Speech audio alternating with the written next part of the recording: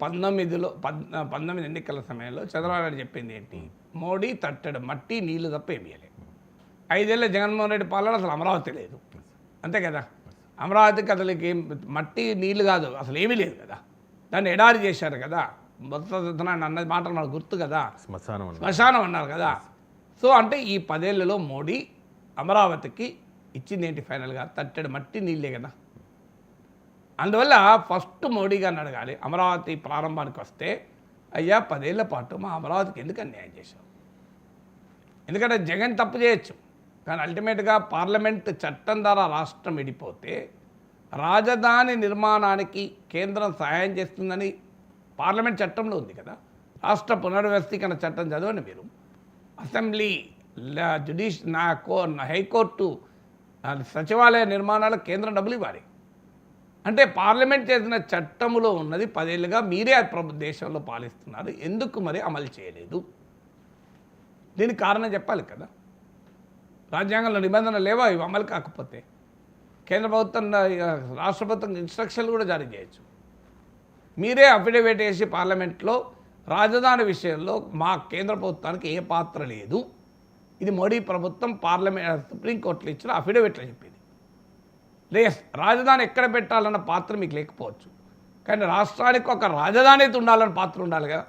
రాష్ట్రం విడగొట్టినప్పుడు ఆ రాష్ట్రానికి ఒక రాజధాని ఉండాలి కదా. అమరావతి కాబట్టి ఇంకేదో ఒక రాజధాని ఉండాలి కదా. అంటే జగన్మోహన్ రెడ్డితో మీకున్న అనుబంధం రీత్యా 5 ఏళ్ల పాటు దీన్ని అమరావతి సర్వనాశనం అవుతుంటే మోడీ ప్రేక్షక పాత్ర పోషించారు. 2014 నుంచి 19 వరకు మీరు ఏం చేయలేదు. అప్పుడు 5 ఏళ్ల పాటు టీడీపీ బీజేపీ కలిసి ఉన్న అమరావతికి తట్టడి మట్టే ఇచ్చారు. విడిపోయాక కూడా తట్టడి మట్టే మిగిలింది. మీరు ఇప్పుడు చంద్రబాబు నాయుడు చెప్పిన దాని ప్రకారమే 2019 వరకు అయితే తట్టడి మట్టి నీళ్ళే, ఏమి ఇవ్వలే కదా. ఈ చంద్రబాబు నాయుడు చెప్పాడు, వేరే వాళ్ళు చెప్తే నేను ఒప్పుకోను. మరి ఇప్పుడు బీజేపీ వాళ్ళు ఆన్సర్ చేయాలి. 10 ఏళ్లలో అమరావతికి తట్టడి మట్టి నీళ్ళే మిగిలాయి 10 ఏళ్ల మోడీ పాలనలో. మరి ఇప్పుడు వచ్చి మళ్ళీ నేను మట్టి తీస్తా అంటే మళ్ళీ ఏం గ్యారంటీ? 2027 2028లో మళ్ళీ మా చంద్రబాబు నాయుడు గారు ధర్మ పోరాట దీక్షలు చేయాల్సిందే. మళ్ళీ మీ మోడీని తట్టడి మట్టి మళ్ళీ నీళ్ళు అంటాడు మా రాష్ట్ర ముఖ్యమంత్రి. అందువల్ల దేశ ప్రధానమంత్రి చెప్పాలి మళ్ళీ ఈ పరిస్థితి రాదని. గ్యారంటీ ఉంటుందా? 2028లో వస్తుంది, 27లోనే వస్తుందేమో. పరిస్థితులు చూస్తుంటే ముందే వచ్చినట్టుంది. బీజేపీ నాయకులతో మాట్లాడుతుంటే ఎక్కువ రోజులు పట్టేస్తారంటున్నారు, 6 నెలలో ఏడాదో అంటున్నారు. ఇంత నిజమో నాకు తెలియదు. సో అంటే మళ్ళీ తట్టడి మట్టి నీళ్ళే అని వస్తుంది.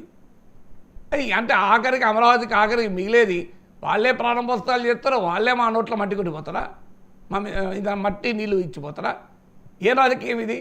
ఇప్పటికైనా నరేంద్ర మోడీ ఆహ్వానిస్తున్నారు భారత ప్రధానిగా, అమరావతికి ప్రపంచ బ్యాంక్ అప్పు 10,000 కోట్లు, ఏషియన్ డెవలప్మెంట్ బ్యాంకు 10,000 కోట్లు, అడుక్కో రుణము మళ్ళీ 5,000 కోట్లు. మా అప్పులతో మేము అమరావతి ఎందుకు కట్టుకోవాలండి? మా సీమాంధ్ర ప్రజల అభిష్టానికి భిన్నంగా పెద్దమ్మ చిన్నమ్మలు కలిసి కాంగ్రెస్ బీజేపీలకు కలిసి ఆంధ్రప్రదేశ్ని విడగొట్టారు కదా. సో సీమాంధ్ర ప్రజలు అడుగుతున్నారు, అయ్యా మా ఇష్టానికి వ్యతిరేకంగా విడగొట్టారు, మాకు హైదరాబాద్ లాంటి ఒక బ్రహ్మాండమైన రాజధాని లేకుండా చేశారు, మా అమరావతి నిర్మాణానికి మీరెందుకు బాధ్యత తీసుకోరు అని అడుగుతున్నారు. మీ వల్ల మా రాష్ట్రం విడిపోయింది, మీ వల్ల అంటే పార్లమెంట్ చట్టం కదా. ఎందుకు బీజేపీ నాయకులు ఎన్నిసార్లు చెప్పారు మేమే మద్దతు ఇవ్వకపోతే రాష్ట్రం విడిపోయేదని చెప్పారా లేదా? మరి ఇలా మీ బాధ్యత లేదా? మేమెందుకు అప్పులపాలు కావాలి? మా తప్పు లేకుండా మీరు రాష్ట్రాన్ని విడగొట్టారు, మా అభిష్టానికి భిన్నంగా రాష్ట్రాన్ని విడగొట్టారు.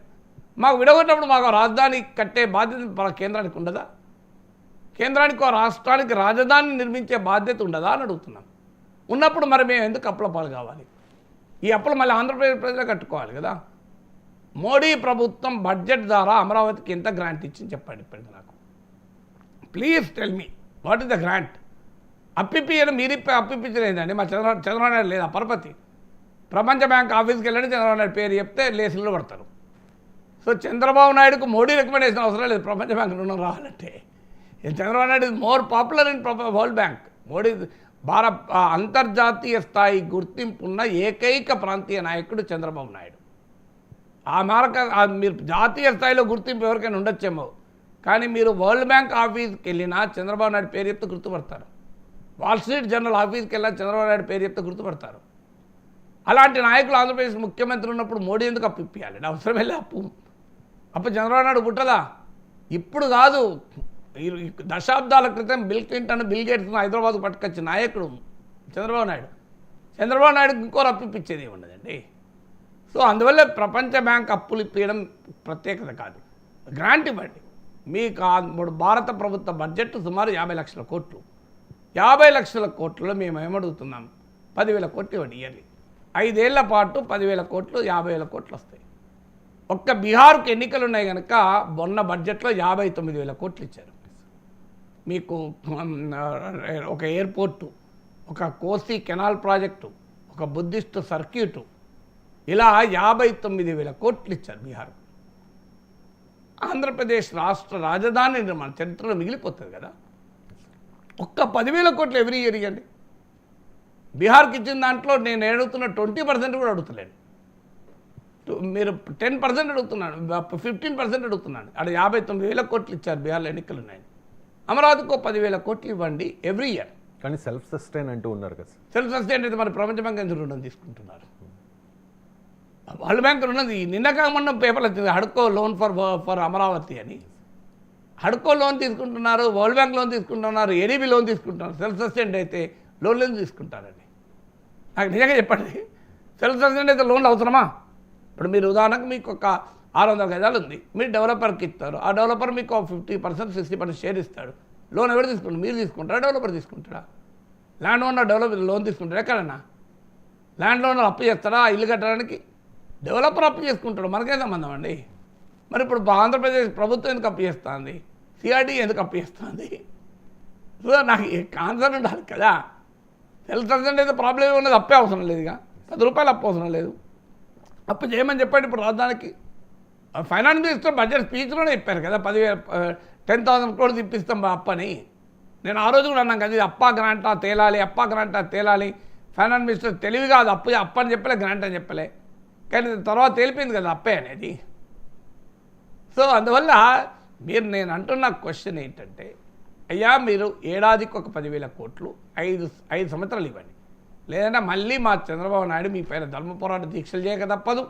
మళ్ళీ 2028లో వచ్చి మోడీ ఏమిచ్చాడు, మాకు తట్టెడు మట్టి, ఇంత నీళ్ళే మొకాన కొట్టారు అనక తప్పదు. 2014లో ఇదే మోడీని ప్రమాణ అమరావతి ప్రారంభానికి పిలిచిన చంద్రబాబు నాయుడు 2018లో అన్నదేంటి, తట్టెడు మట్టి నీళ్ళనే కదా. మళ్ళీ 2025లో పిలుస్తున్నాడు, 2028 అంటారు. ఇదేనా మా పరిస్థితిగా? చరిత్ర పునరావృతం కావడమేనా మా పరిస్థితి?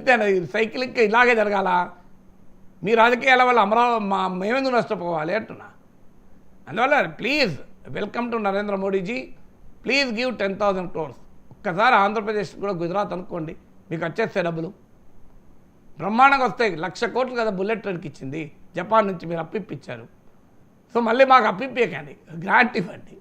ఇది 59,000 కోట్లు బీహార్కి ఇచ్చినప్పుడు 10,000 కోట్లు ఏడాదికి అమరావతికి ఇవ్వడానికి ఎందుకు మనసు రాదు అని అడుగుతున్నాం.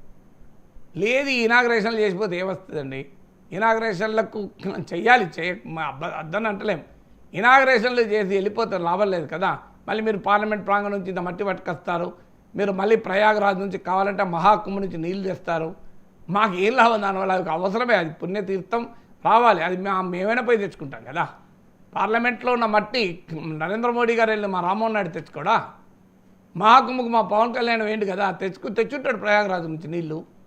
మా పవన్ కళ్యాణ్ ప్రయాగరాజు నుంచి నీళ్ళు తెచ్చుంటాడు, మా రామ్మోహన్ నాయుడు మట్టి తెస్తున్నాడు. మా దానికి మోడీ ఎందుకు? మోడీ 10,000 కోట్లు పట్టుకొని రావాలని కోరుకునేది. Right sir, thank you so much sir. ఈ అంశాలకు సంబంధించి